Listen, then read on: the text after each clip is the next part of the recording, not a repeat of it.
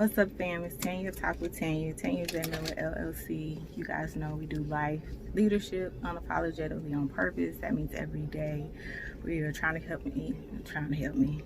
We are trying to help me. Figure out how trying to help everybody. Figure out how to fit the puzzle pieces of life together so you do life right and you can do it well. So y'all can see I got my tag team partner.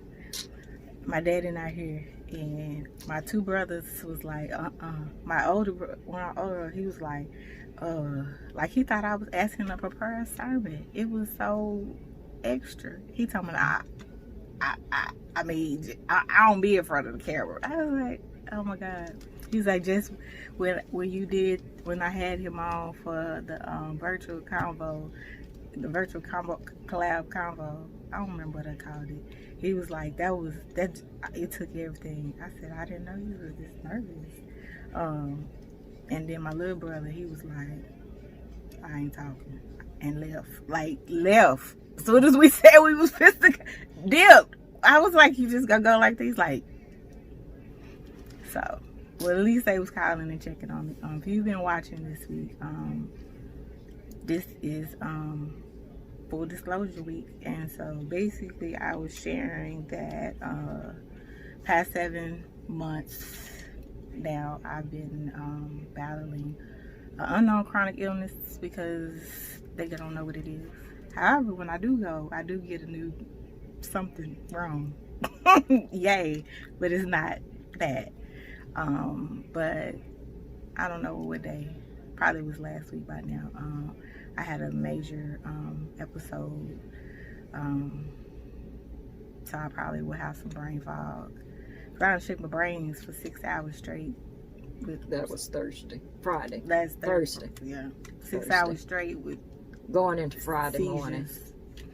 So I'm still supposed to be resting, and I couldn't get none of them to come on for me, so I had my partner come on with me. And so she talked yesterday. She gave me some break, because I was starting to wear myself out. We got 2 left today and tomorrow. And so my sis, my friend, and she don't like me in front of the camera either.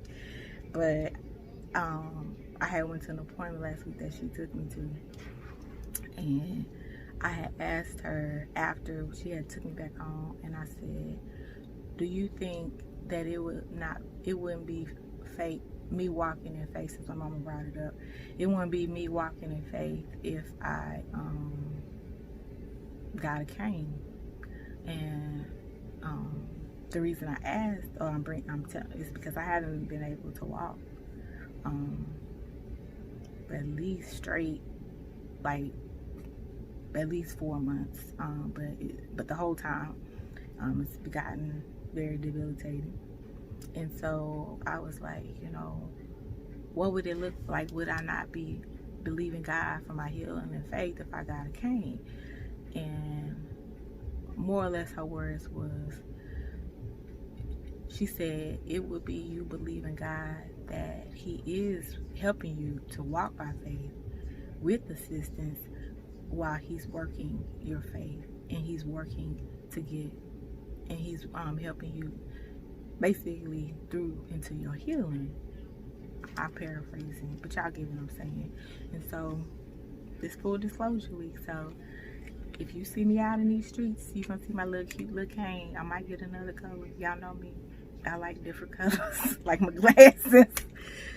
So you may see me out in the cane, so I don't want to scare you, especially the family, if they see me and then know.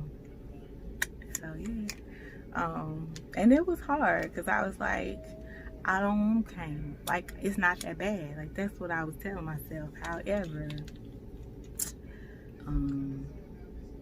if nothing else, last Thursday night, Friday morning, let me know it is.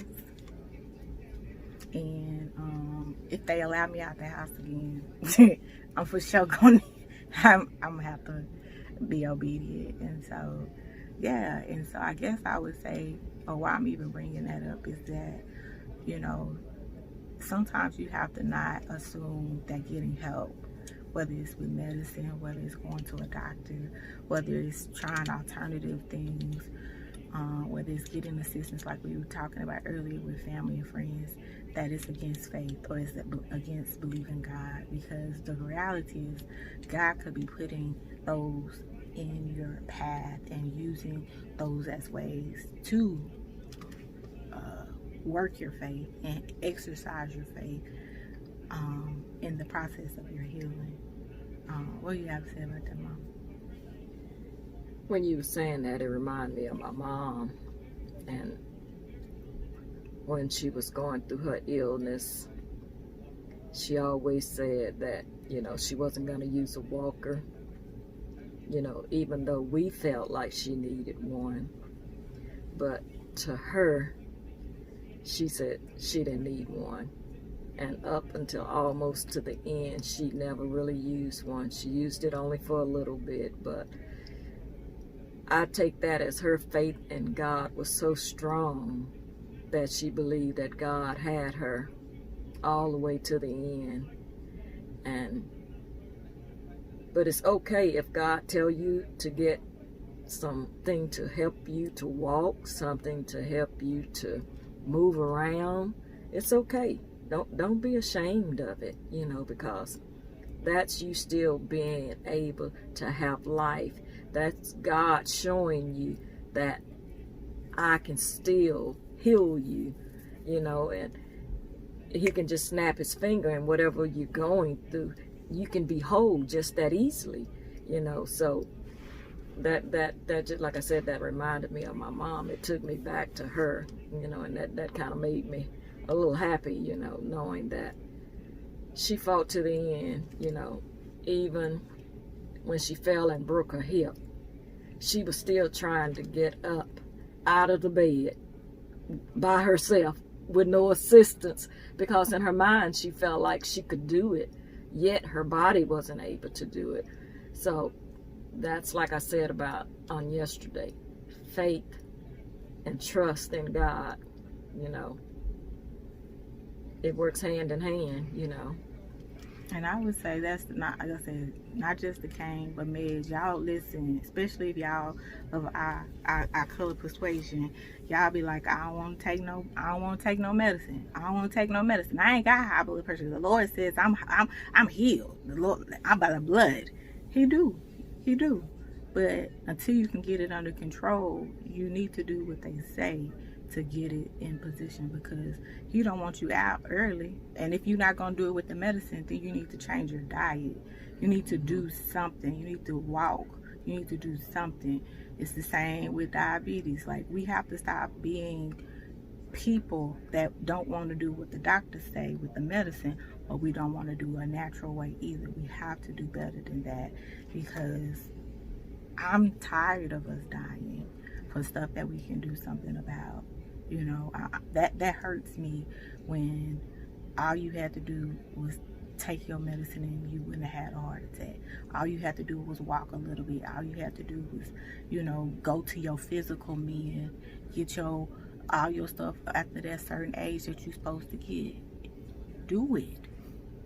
I know, because here's the thing. It's already hard for us as minorities, not just black, for the doctors to listen anyway. It's difficult. And so the longer you wait, the worse it gets. And that's what happens with us as a race. Because we, not just our race, but most minorities, we don't go until it's the worst. And half the time they not listening, because we are strong people. Just like my mom said about my granny. We strong, and so we don't look like nothing wrong. I guarantee y'all, what I'm telling y'all, half y'all wouldn't even believe that was what was going on. And that ain't even all of it. That ain't even, I said I got like 5 now, chronic. So that means this just one. Okay? Or rather, they got me, but I ain't got them. And it's all right to say they got you and you don't have them, you know. So, but even though it's in your body, but you don't have to claim it and then be silly about it either, and not do anything to get yourself back to good health. There are precautions and things that we can do as people. And so we gonna close, and we wrapping up that tomorrow, because that sound like it hit with my mama. So we gonna talk about that tomorrow, y'all. Peace.